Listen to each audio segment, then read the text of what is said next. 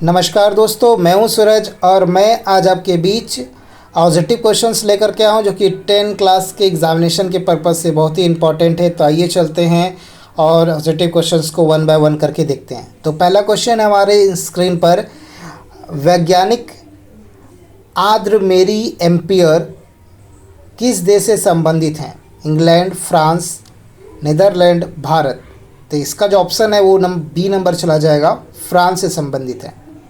पवनों का देश कहा जाता है, पवन का देश जो है वो किसे कहा जाता है? तो पवन का देश कहा जाता है इसमें से Bharat, Finland, England, Denmark, America. तो इसका सी नंबर ऑप्शन होगा, डेनमार्क को कहा जाता है। चुंबकीय क्षेत्र एक ऐसी राशि है जिसमें होती है परिमाण, बी नंबर दिशा, ए और बी दोनों, या इनमें से कोई नहीं।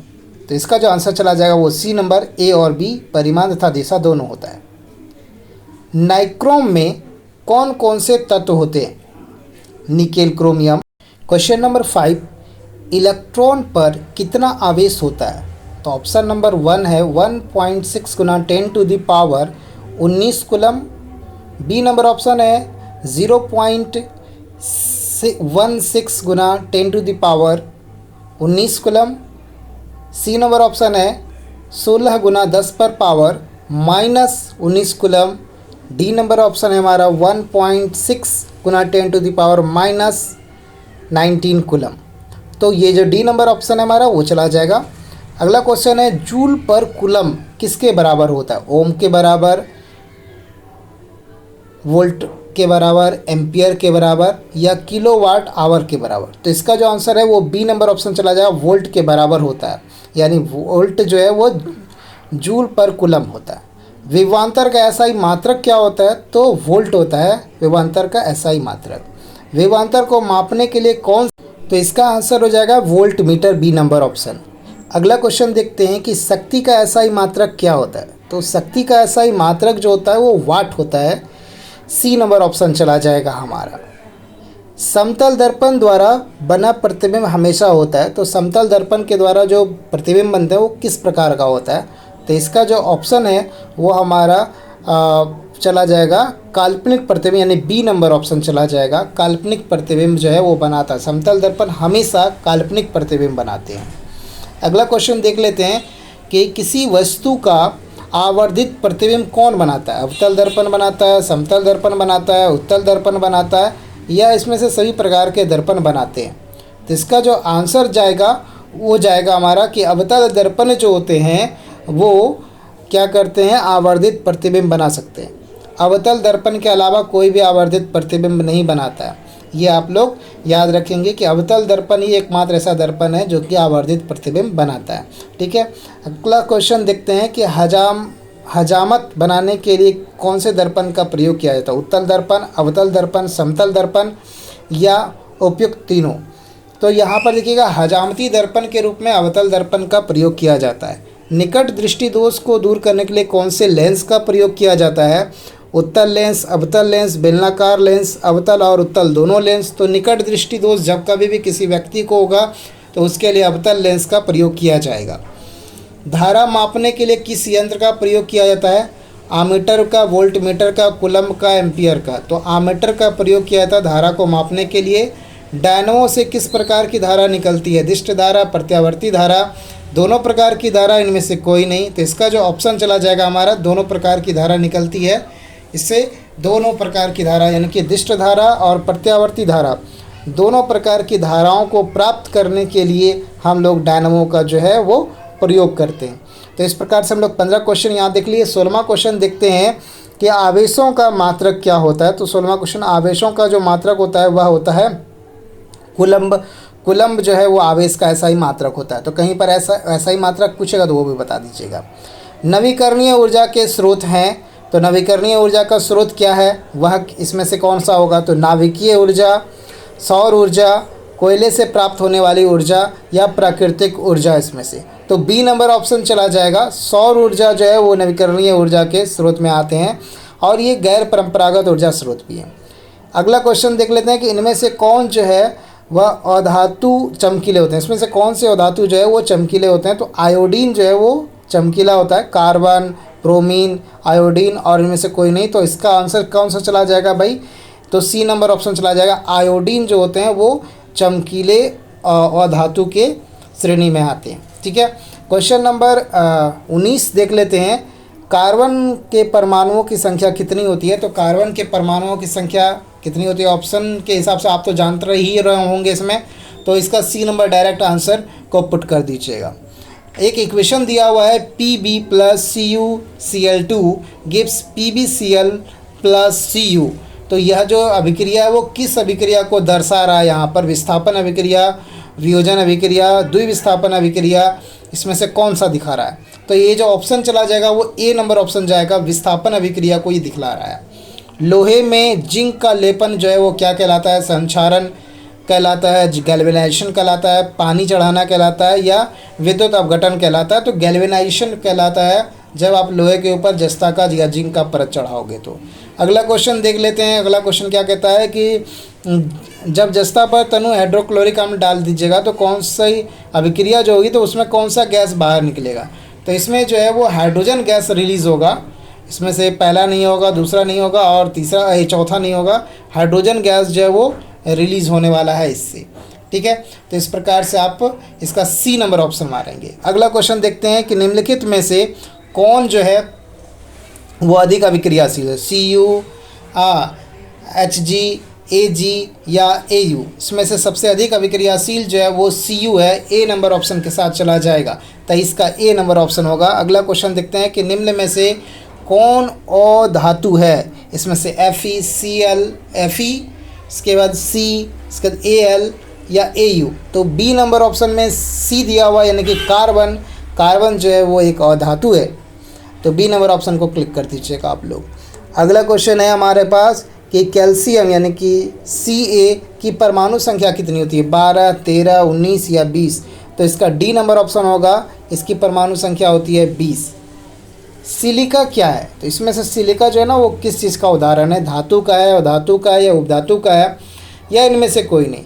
तो देखिए सिलिका जो है ना वो एक प्रकार, सिलिका जो है वह एक प्रकार का यौगिक है। तो इसमें से ना तो धातु होगा, ना अधातु होगा, ना उपधातु होगा। तो इसका इनमें से कोई नहीं होगा। डी नंबर ऑप्शन जो है वो दे दीजिएगा। अगला क्वेश्चन देख लेते हैं कि नाइट्रोजन अणु में कितने सहसंयोजक बंधन होते हैं? नाइट्रोजन जो है 3 इलेक्ट्रॉन का साझा करता है बंधु, इसलिए इसका जो आंसर होगा वो होगा सी नंबर ऑप्शन। ठीक है, संगमरमर का रासायनिक सूत्र बताना है। तो संगमरमर का रासायनिक सूत्र क्या होता है? CaCO3। इसमें से ए नंबर ऑप्शन CaCO3 को आप कर दीजिएगा क्लिक। यही है आपका सही आंसर और ये बार बार पूछा जाता है। अगला क्वेश्चन है कि सोडियम जो होता है, सोडियम कार्बोनेट का अनुसूत्र बताइए। तो सोडियम कार्बोनेट का अनुसूत्र होता है NaCO3। ये ऑप्शन ए नंबर ऑप्शन को क्लिक कर दिया। डैश CHO जो है क्रियाशील मूलक कहलाता है। किसका है? कीटोन का है, एल्डिहाइड का है, अल्कोहल का है, या इनमें से कोई नहीं? तो ये एल्डिहाइड का है। बी नंबर ऑप्शन को क्लिक कर दीजिएगा। सबसे कठोरतम धातु है वो है आपका हीरा। चलिए अगला क्वेश्चन देख लेते हैं इसमें। तो अगला क्वेश्चन है कि अक्रिय तत्व इसमें से कौन सा है? तो अक्रिय तत्व जो है इसमें से हीलियम है, जो कि एक अक्रिय तत्व है। आवर्त सारणी में तत्वों का जो वर्गीकरण है वो किस आधार पर हुआ है? तो आधुनिक आवर्त सारणी में तत्वों का वर्गीकरण परमाणु संख्या के बढ़ते क्रम में हुआ है। हीलियम कैसा तत्व है? हीलियम एक अक्रिय गैस है। ए नंबर जो आपका ऊपर का क्वेश्चन था उसी से मिलता जुलता ये क्वेश्चन है। अगला क्वेश्चन है निषेचन की क्रिया के पश्चात युग्मज में क्या बनता है? तो युग्मज जो होते हैं वो भ्रूण का निर्माण करते हैं। बी नंबर जो है आपका आंसर इसका सही हो जाएगा। अवशेषी अंग का उदाहरण है, इसमें से कौन जो अवशेषी अंग के उदाहरण है? तो इसका ऑप्शन नंबर डी होगा। इनमें से सभी जो है अवशेषी अंग के उदाहरण हैं। आप इसमें से सभी आंसर को क्लिक करिएगा जो आंसर दिया हुआ है, यानी कि कर्म पटल ये भी है, पुच्छ कोशिकाएँ ये भी है और निषेचक पटल जो है ये भी है। ये सभी क्या है? अवशेषी अंग में जो है वो आते हैं।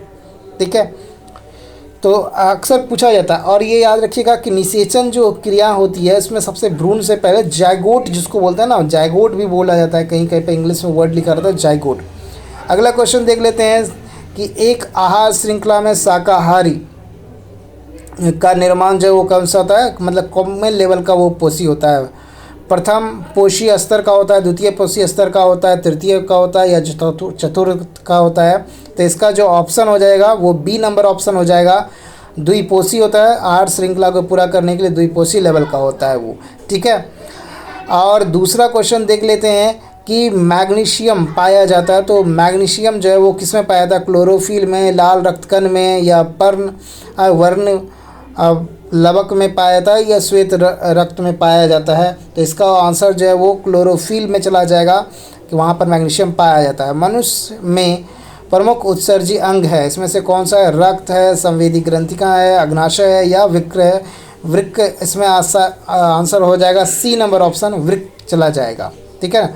खुला परिसंचरण तंत्र में पाया जाता है, मनुष्यों में पाया जाता है, घोड़ों में पाया जाता है, स्त्री में पाया जाता है या कॉकरोच में पाया जाता है। तो सी नंबर ऑप्शन जो है इसका होगा सी नंबर ऑप्शन। अगला क्वेश्चन देख लेते हैं कि इंसुलिन नामक हार्मोन की कमी से कौन सा रोग होता है। तो इंसुलिन जब कम हो जाता है किसी का तो मधुमेह रोग हो जाता है। बी नंबर ऑप्शन के साथ चला जाइएगा आप लोग। अगला क्वेश्चन देख लेते हैं कि तंत्रिका तंतु जो होते हैं, तंत्रिका तंतु से उत्पन्न होने वाली प्रथम उत्तक किसके द्वारा होता है, ये प्रथम उत्तक है। तो इसको सॉरी क्या बोल रहा था मैं, क्वेश्चन ऊपर नीचे हो गया। मेसोडर्म कहते हैं, बी नंबर ऑप्शन मेसोडर्म में आप इसको क्लिक कर दीजिएगा। अगला क्वेश्चन देख लेते हैं कि मनुष्य के वृक्क एक तंत्र का भाग होता है जो यह क्या करता है, तो उत्सर्जन का ये काम करता है। तो हमारा सी नंबर ऑप्शन चला जाएगा। दही जो जमता है उसमें से निम्नलिखित में से कौन सी क्रियाएं होती है, अपघटन होता है, प्रकाश संश्लेषण होता है, उत्सर्जन होता है या किण्वन होता है। तो यहाँ पर ऑप्शन नंबर सी जाएगा, किण्वन की प्रक्रिया के द्वारा ये होता है। तो मैंने फटाफट आपको बहुत सारे क्वेश्चंस बता दिए हैं। आगे और भी 4-5 क्वेश्चन हैं वो भी देख लेते हैं और उसके बाद जो है हम इस वीडियो को समाप्त करेंगे, ठीक है।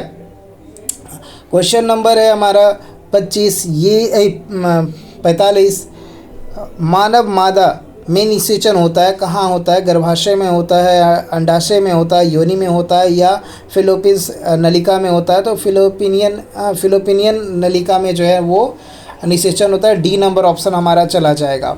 मुकुलन द्वारा अलैंगिक जनन होता है, किसके द्वारा होता है भाई, मुकुलन किस में होता है, हाइड्रा में होता है, मटर में होता है, शैवाल में होता है या प्लाज्मोडियम में होता है। तो इसका ए नंबर ऑप्शन होगा, हाइड्रा में होता है। अलैंगिक जनन मुकुलन द्वारा होता है। यहाँ पर ये क्वेश्चन को थोड़ा सा अलग टाइप से कर दिया। तो अमीबा तो यहाँ पर आपका होगा नहीं, प्लाज्मोडियम होगा नहीं, तो यहाँ पर बी नंबर ऑप्शन है, यीस्ट के द्वारा होता है।